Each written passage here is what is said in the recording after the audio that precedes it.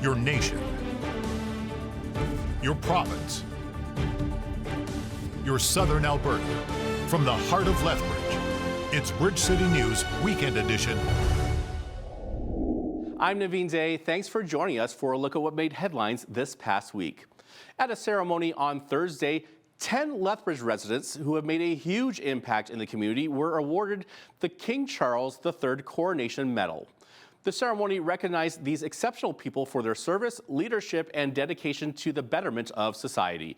They symbolize a commitment to the values of duty and public service upheld by His Majesty King Charles III. And these medals are only given out when we get a new monarch. Prior to the ceremony, Lethbridge MP Rachel Thomas spoke about the honor of awarding the 10 individuals with their medals. I get really excited about these types of events. You know, our community is full of people who go above and beyond to give back in meaningful ways and make the lives of others better. And these are individuals who work incredibly hard and give of their time and their talent and their energy, not expecting anything back. None of them do. But to have the opportunity to give them that unexpected award and to be able to celebrate who they are and the difference that they're making is just one of my favorite things to do. I absolutely look forward to the opportunity. Now, just one day earlier, 2 others were awarded the same medal. The parents of Logan Boulay, Toby and Bernadine, received the honor, recognized from the Kidney Foundation of Canada for their advocacy work spreading awareness of organ donation. At the same event, the family and city of Lethbridge revealed this year's logo for Green Shirt Day, held annually on April the 7th. The day honors the late Humboldt Bronco, whose organ donation saved 6 lives in the wake of the Broncos bus crash on April the 6th of 2018. We have the opportunity to declare this day each and every year. And the reason we do that, and I know I've talked to the Boulays as well, is it makes us remember. It makes us reflect on the importance of Green Shirt Day and what Logan has done for Canada as in general, and it's just absolutely amazing. And so I'm excited and proud, and I'll be coming up at an upcoming council meeting to again announce that day, and I couldn't be more honored to do that. I think it's really heartwarming that the city and the community around us continues to honor Logan, that they still want to talk about Green Shirt Day, and they see the importance of what it does and how it makes a difference for so many people. Amid a housing crisis impacting residents in Lethbridge, one not-for-profit organization is striving to change that. My City Care and Parallel Church have received conditional approval from City Council to begin work on a new housing development complex that includes 180 unique housing units. The site surrounds the former Global News building at 1401 28th Street North. The proposal received unanimous approval from Council to provide conditional approved funding of $500,000 towards the project. Our pastor had a heart to tackle one of the greatest needs in Lethbridge and in many of our communities, and we sat down with our local municipality leaders and our mayor, and we asked, what is the greatest need in Lethbridge? And he said, housing. So in the last 3 years, we've built a lot of trust, so any housing that we're adding to the housing market is going to help. I mean, if you look at the early church, you look in the book of Acts, and you look at the next couple centuries of Christianity, you see how they really stepped out into the community. And we have a saying around here, our pastor wrote a book about it called Let's Take Our Job Back. And the church really was the social arm of the government and stepped into that. And so you really saw Christianity really being propelled by being involved in the cares of their community. And you look throughout the Bible and you see it all throughout Scripture where we get engaged, and it's part of the church's responsibility to get engaged with those social issues that are happening in their own backyards. So we took that very seriously. Now, the project will feature multiple apartment complexes and rows of homes, with 30% of the units considered affordable housing. Pending securement protocols and rezoning that's underway, construction is hopeful to begin in the spring. Lethbridge City Council voted unanimously to ask the provincial government if residents may vote either manually or by electronic tabulation ahead of the municipal election this year. The motion was forwarded by Councillor Rayko Dodick after Council considered the rising costs of running an election after the UCP government put a ban on the use of electronic voting tabulators. The city determined the election could cost $650,000 without electronic tabulators, and results wouldn't be known for days. The city will make a request to the province for either the use of tabulators for the October election or to cover the increase in funding of around $300,000 should the ban remain. It has been 9 years since Canada last saw a new Prime Minister installed, but that's exactly what happened on Friday. More on that next.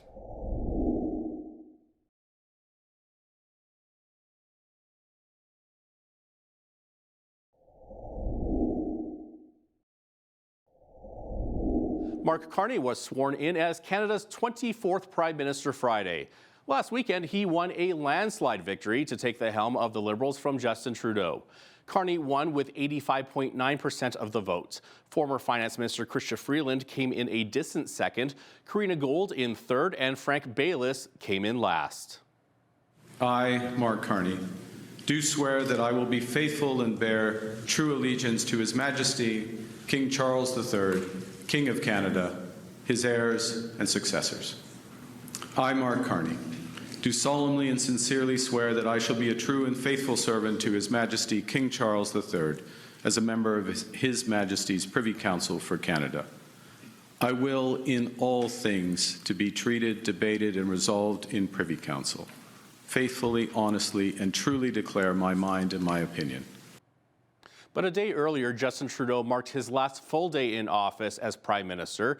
He issued a farewell message on social media as he leaves office after more than 9 years as Prime Minister and does not plan to run again. I am so proud of Canadians. I'm proud to have served a country full of people who stand up for what's right, rise to every occasion, and always have each other's backs when it matters most. This may be my last day here in this office, but I will always be boldly and unapologetically Canadian. My only ask is that no matter what the world throws at us, you always be the same. Now, to talk more about Carney's recent win and the upcoming federal election, date TBA at the time of this newscast, is lawyer and the host of Grey Matter, Leighton Grey. He sat down with BCN's Paul Arthur to unpack what we do know about the new Prime Minister and what we should. There was about 400,000 party memberships sold, and of course the whole thing was done online, so that adds a little more, I guess, potential for manipulation. I'm not saying that happened, I don't know, but only about a third of those 150,000 were able to be verified. So 250,000 memberships, they didn't get to vote? That's a crazy high number of disqualified memberships. I mean, you know, so should there be some sort of an investigation into that? I mean, you know, if that were to happen with the Conservative Party or any other party, you'd think there'd be some outrage. Well, this gets back to the question of honor. And the Liberal Party, unfortunately, is completely disconnected from this concept.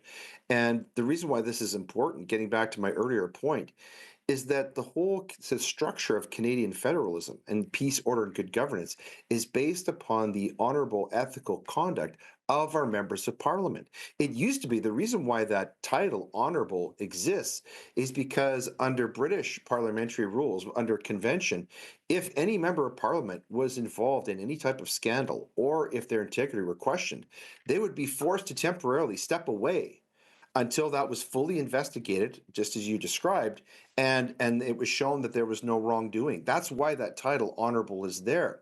So Canada has a very beautiful, very effective political system, which has served us very well for a long time. But the Liberals have made an important change. They've hacked the system, and they're going to continue to abuse that for as long as they possibly can. And I predict, instead of calling a national election, which is what should happen, what they're going to do in order to install Mark Carney into Parliament is they're going to have a current member of Parliament, perhaps Justin Trudeau, resign and hold a by-election in a liberal quote-unquote stronghold to install him there so that he can be a functional prime minister in the House of Commons. When the honorable thing to do, if the what should happen if we were being governed by, according to peace, order, and good government, is we would have a national election so that Canadians could make a clear decision on Mark Carney and Pierre Poilievre and Mr. Singh and anybody else who's running for as a leader of our country.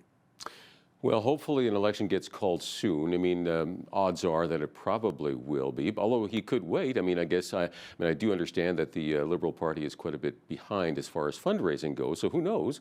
They could pause it, right? What qualifies, I guess, Carney to be the Prime Minister and to lead our nation for the next 4 years? On the global stage, competing with the likes of Donald Trump, with all the trade wars and stuff going around, wars, literal wars, Canadians, what do we want? We want to bring affordability back, right? We want to see our massive debt reduced. So what qualifies Carney to be the guy to do that, you think? Well, I think the question is rhetorical. I mean, it's unanswered. The fact is he isn't qualified. And if we define qualification in terms of that he has been selected, he has actually been elected. Even Justin Trudeau was a member of Parliament. And getting back to this question of honor, not to beat the horse. Back in 2015, when Justin Trudeau was running for prime minister, there are rules about disclosure, public disclosure, and that anyone who wants to be prime minister have to make. Mark Carney has refused to make those disclosures. The same ones that Justin Trudeau did in 2015. And so Canadians should be very, very concerned about this. We don't know who this is. We don't know what qualifies him to be our prime minister. We know that he has a very checkered history.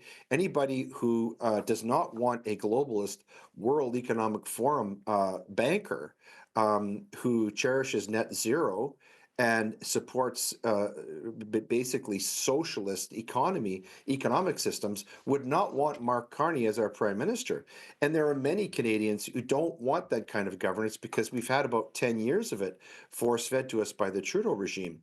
So I'm hopeful that we're going to get an election, but the fact that we have to hope for an election is part of the problem, isn't it? This trade war between Canada and the United States has been feeling like a high-stakes chess game between the two countries, with the latest move seeing Canada imposing a dollar-for-dollar 25% reciprocal tariff on $29.8 billion worth of imports from the United States. Dominic LePlanc, Canada's Minister of Finance and Intergovernmental Affairs, made the announcement Wednesday in response to U.S. President Donald Trump going ahead with the 25% aluminum and steel tariffs put in place Tuesday. LeBlanc breaks down these latest $29.8 billion tariff measures. This includes steel products worth $12.6 billion and aluminum products worth $3 billion, as well as additional imported U.S. goods worth $14.2 billion for a total of $29.8 billion. The list of additional products affected by counter-tariffs includes computers, sports equipment, and cast iron products as examples. These tariffs are in addition to Canada's 25% counter-tariffs on $30 billion of imports from the United States in response to U.S. tariffs put in place on March 4th. In addition, we learned yesterday that the United States tariffs would also be imposed on steel and aluminum content in certain derivative products. The government is currently assessing this aspect and may impose, of course, further tariffs in response to this measure as well. Canada's retaliation to U.S. steel and aluminum tariffs includes a host of common household goods, including the kitchen sink. Well, that's according to the Canadian press. The extensive list is part of the broader counter-tariff package expected to expand to $155 billion in imported U.S. products by the end of the month. Here are just some of the consumer items imported into Canada from the U.S. that are expected to soon cost 25% more. Here we go. Video game consoles, microphones, speakers, headphones, and other audio equipment. Watches, sleeping bags, fishing gear, golf clubs, and tennis rackets. Sailboard and water sports equipment, tricycles and toy scooters. Stoves, barbecues, shovels and rakes, toothbrushes, hairbrushes, and combs.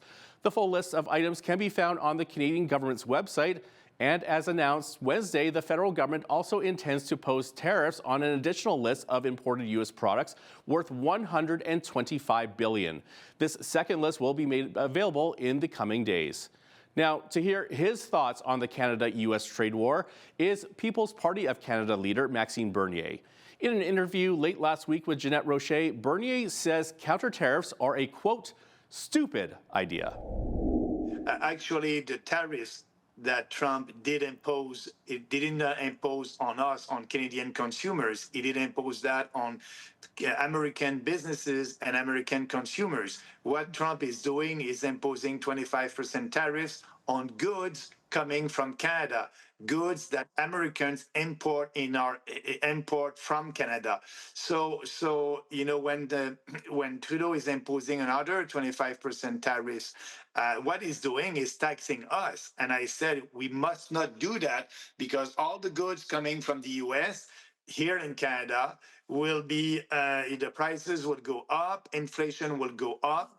That is hurting us and our economy. So more than that, that is hurting the U.S. economy. It is hurting us first. So that's why I said it's a bad idea. It's a stupid idea, actually. Trudeau used that word when he did a press conference. Yes. He said to Mr. Trump, you know, you're intelligent, but what you're doing is stupid. Yeah. And at the same time, Trudeau did the same thing. It's stupid also from him to impose tariffs on us. So our position is you don't impose any tariff, you just wait and you ask the US to reopen the free trade agreement that we have with them right now instead of waiting in 2026, and you put everything on the table. Don't do that. It is hurting us. And now some economists are saying because of that, we may be in a recession in Canada in a couple of months.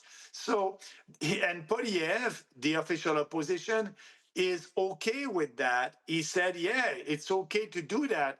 Actually, Poilievre, when he did his press conference, he said to Mr. Trump, what you're doing, it will hurt your economy. Your people will lose their jobs. Prices will go up. And after that, he said, yes, in Canada, we'll do the same. Right. So that would be the same impact. People will lose their jobs and prices will go up. So let's be honest. And, you know, that's an emotional reaction. Yes. And the real rational reaction must be to be calm, nothing, and try to have a discussion with Trump on the broad and global free trade agreement that we have with them.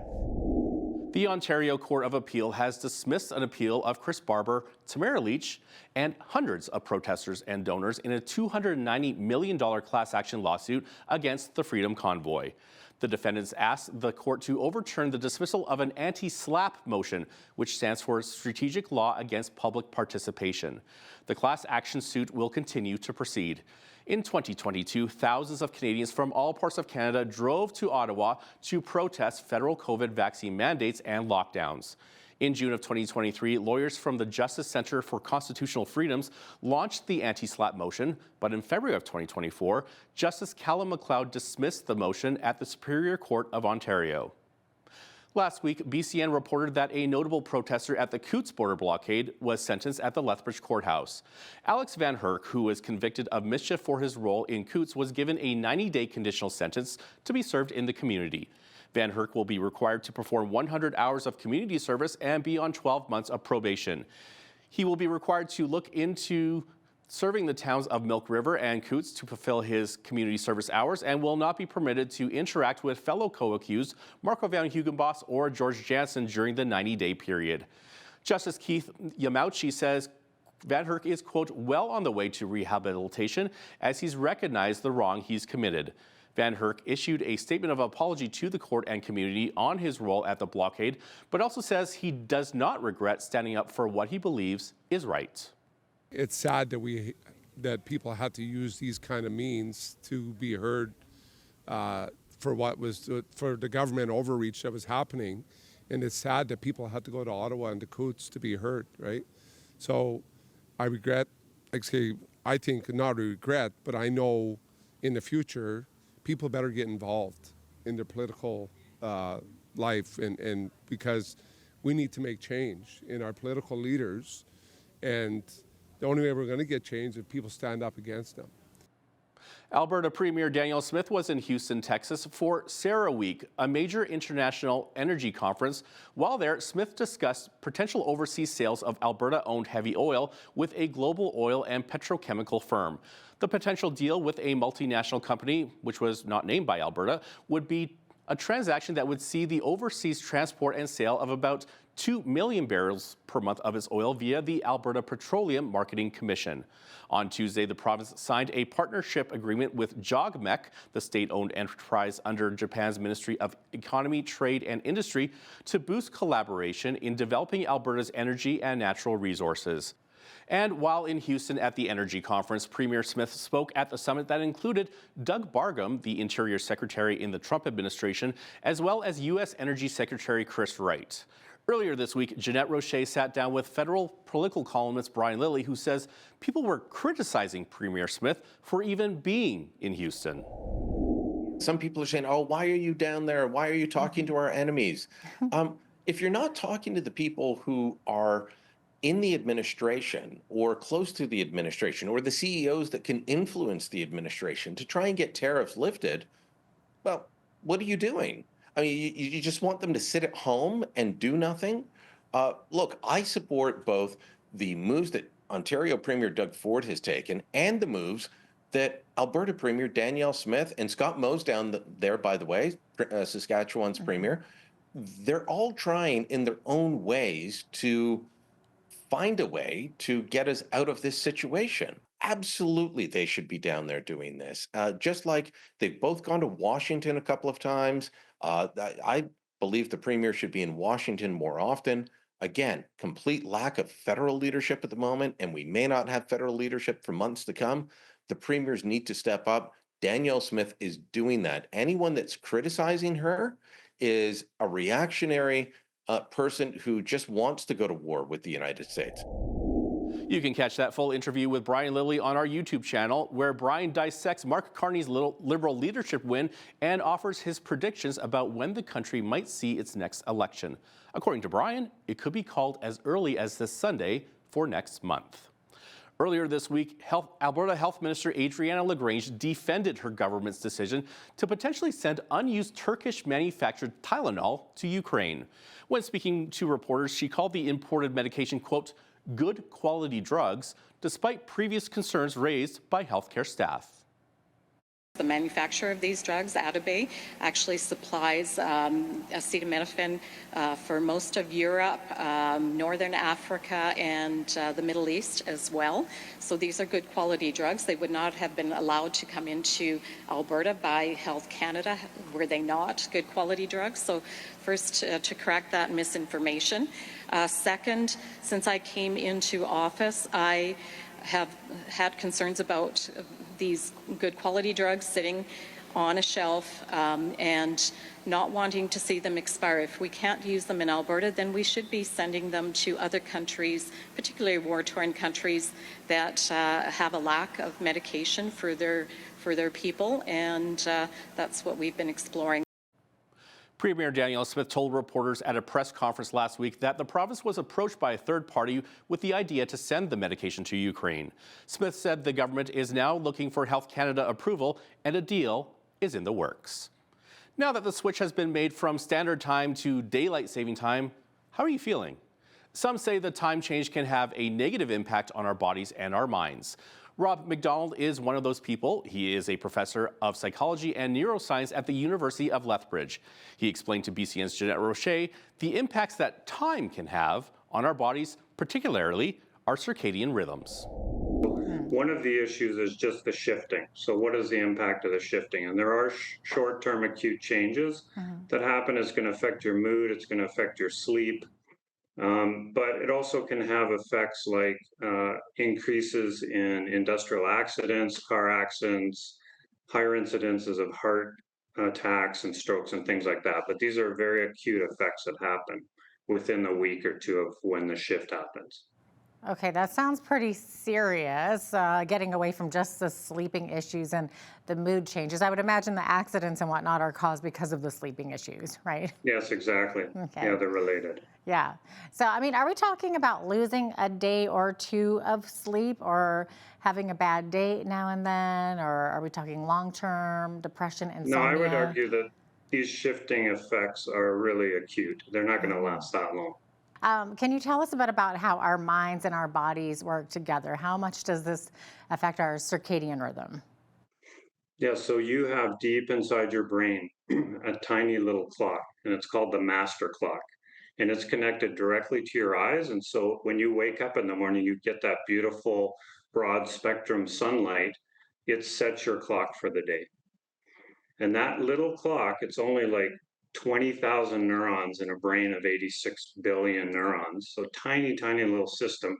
It has control over so many different things in both your brain and your body. And what it's doing is it's setting all of these different clocks.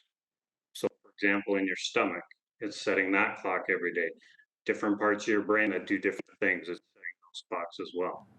That's so interesting. I mean, are these same things happening if you are, say, going to another part of the world where you're switching your clock, like you have to go to Europe?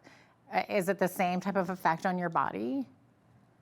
Yes, it's exactly the same thing. So that you're talking about jet lag. So, yeah, so let me just step back for a second. So the clock is trying to, basically it's like a conductor, and it's telling certain parts of the body to do certain things at certain times.